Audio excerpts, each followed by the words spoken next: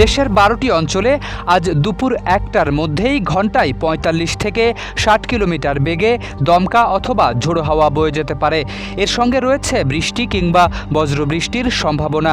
এমন পরিস্থিতিতে সংশ্লিষ্ট এলাকার অভ্যন্তরীণ নদীবন্দরগুলোকে ১ নম্বর সতর্কতার সংকেত দেখাতে বলেছে বাংলাদেশ আবহাওয়া অধিদপ্তর।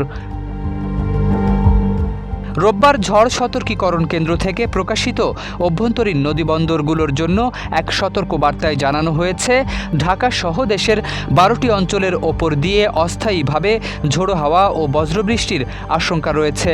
অঞ্চলগুলো হলো ঢাকা, টাঙ্গাইল, ময়মনসিংহ, খুলনা, বরিশাল, পটুয়াখালী, নোয়াখালী, কুমিল্লা, চট্টগ্রাম, কক্সবাজার, সিলেট ও এর আশেপাশের এলাকা। এ সময় দক্ষিণ অথবা দক্ষিণ পূর্ব দিক থেকে ঘণ্টায় ৪৫ থেকে ৬০ কিলোমিটার বেগে দমকা বা ঝোড়ো হাওয়া বয়ে যেতে পারে।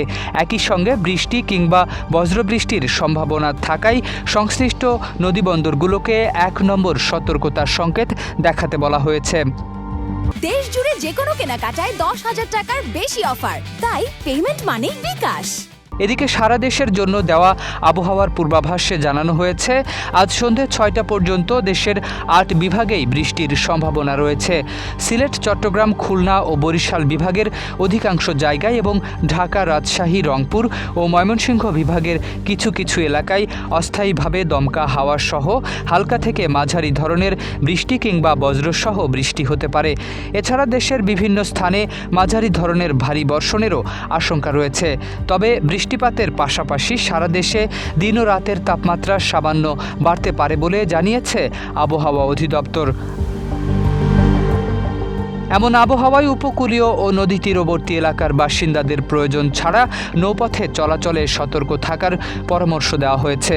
পাশাপাশি বজ্রপাতের সময় খোলা মাঠ, নদী বা জলাশয়ের আশেপাশে অবস্থান না করে নিরাপদ স্থানে আশ্রয় নেওয়া এবং আবহাওয়া অধিদপ্তরের পরবর্তী সতর্কতা নিয়মিত অনুসরণ করার আহ্বান জানিয়েছে সংশ্লিষ্ট কর্তৃপক্ষ।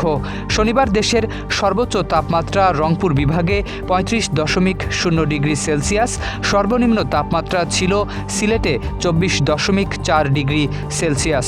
রাজধানী ঢাকায় সর্বোচ্চ তাপমাত্রা রেকর্ড করা হয়েছে ৩৪.৫ ডিগ্রি এবং সর্বনিম্ন ২৫.৮ ডিগ্রি সেলসিয়াস। শরীফ উদ্দিন, ইত্তেফাক নিউজ।